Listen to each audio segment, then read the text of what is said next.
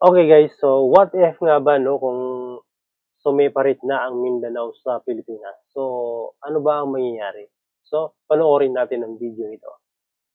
What if humiwalay na ang Mindanao sa Pilipinas? If this happens, ano kaya ang mga mangyayari in the future? At kung ikaw papipiliin, saan ka titira?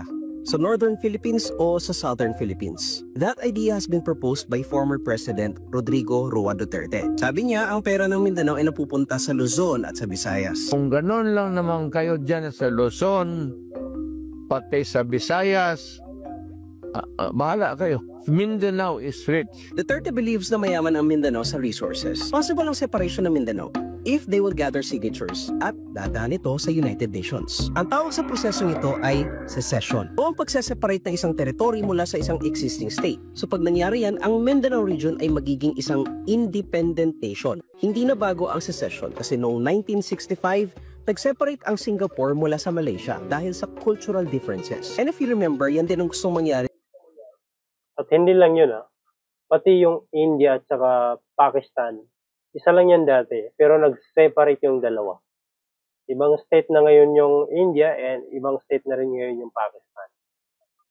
Ng Brexit sa United Kingdom, maging ang Quebec sa Canada. So what are the possible outcomes from this? First, masusolo ng Mindanao ay isa sa mga pinakamalaking oil prospect ng bansa. Walang iba kundi ang Liguasan Marsh na nasa Cotabato Basin. In fact, last April 2022, granted na ng government ang service contract sa SK Liguasan Oil and Gas Corporation. Dito sisimula ng oil exploration sa mahigit 72,000 hectares sa Mindanao. Dahil sa lawak nito, kaya nitong makapag-produce ng 4.8 billion barrels ng crude oil at 3.4 trillion cubic feet na kayang mag-export ng supply for at least 30 years. And if this happens, kayang i-attract ng Mindanao ang mga investors sa labas ng bansa. Just like what Dubai did noong 1960s. Ibig sabihin, more oil, more money. Second, mas maraming South ang hindi na magugutom. That's because Mindanao known as the bread basket of the Philippines. Kasi 40% ng national food trade ay galing dito. And some of which are major crops gaya ng bigas, mais,